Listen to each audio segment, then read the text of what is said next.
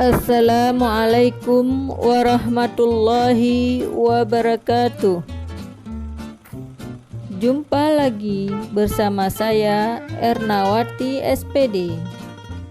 Pada pertemuan kali ini saya akan membahas tentang materi menulis cerita sejarah pribadi pada mata pelajaran Bahasa Indonesia.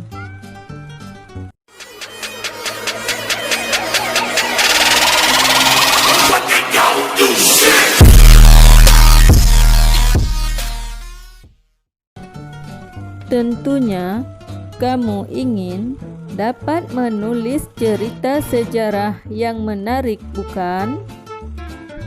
Ide untuk menulis cerita sejarah bisa didapatkan dari berbagai sumber, antara lain dari pengalaman pribadi, melihat objek-objek yang menarik, membaca buku, ataupun dari cerita-cerita di sekitarmu. Teknik yang digunakan dalam menulis teks sejarah sangat beragam, mulai dari yang paling sederhana sampai yang paling detail. Melalui materi ini, saya akan perkenalkan teknik menulis cerita sejarah.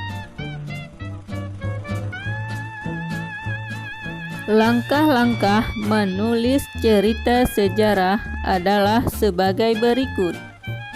Pertama, menentukan tema dan amanat yang akan disampaikan. Tema atau pokok persoalan dalam cerita yang akan disampaikan perlu ditentukan terlebih dahulu.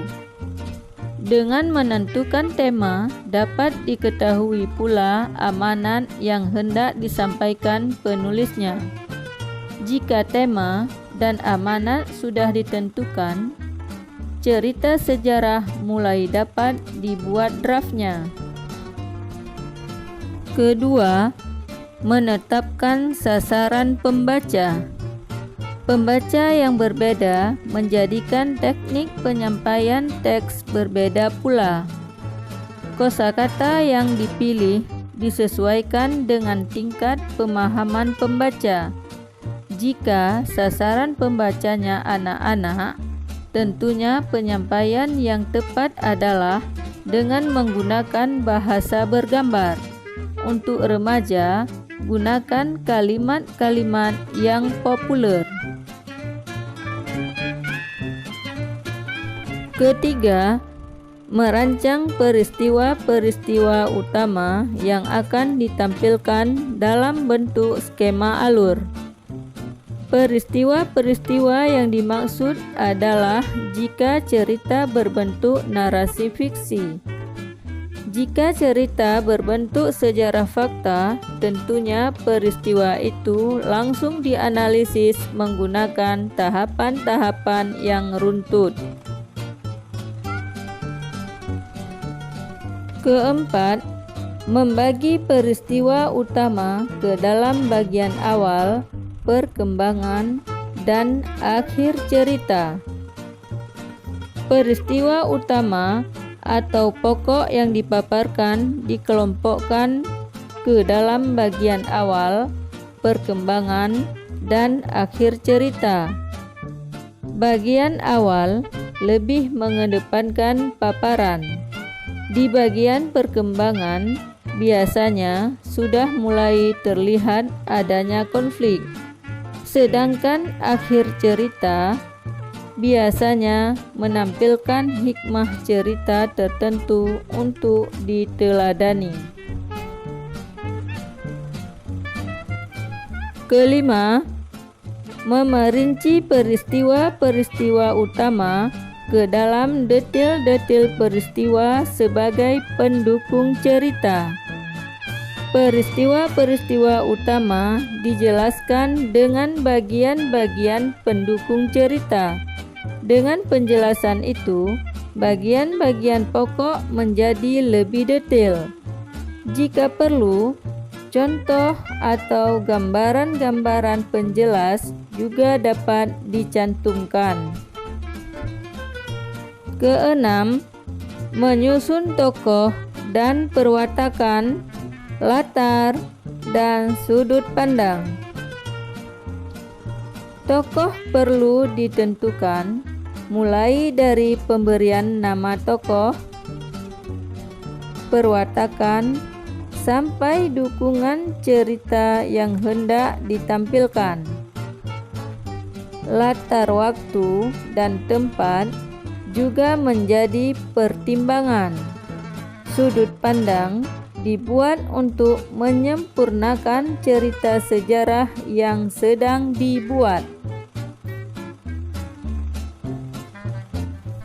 Ketujuh, memahami ejaan bahasa Indonesia dan menerapkannya. Ejaan memang harus dipahami oleh setiap penulis. Struktur kalimat dan penggunaan tanda baca juga memengaruhi makna teks cerita.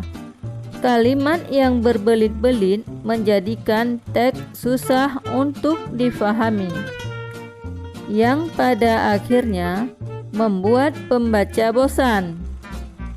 Jika kalimat yang disusun menarik, teks akan menarik pembaca dan memudahkan pembaca memahaminya.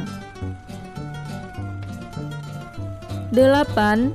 Menyusun kalimat-kalimat dalam bentuk paragraf.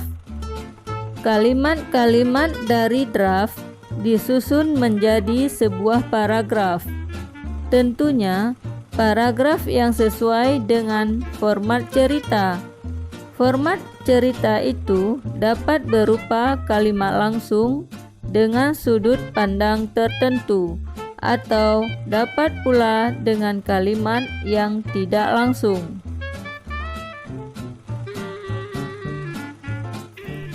Menulis cerita pribadi menjadi hal yang penting untuk melatih diri menjadi penulis teks sejarah. Langkah awal yang dapat dilakukan antara lain dengan berlatih menulis catatan harian atau buku harian, biografi, autobiografi, dan memoir. Cukup sekian dulu. Kita jumpa lagi pada pembahasan materi selanjutnya. Wassalamualaikum warahmatullahi wabarakatuh.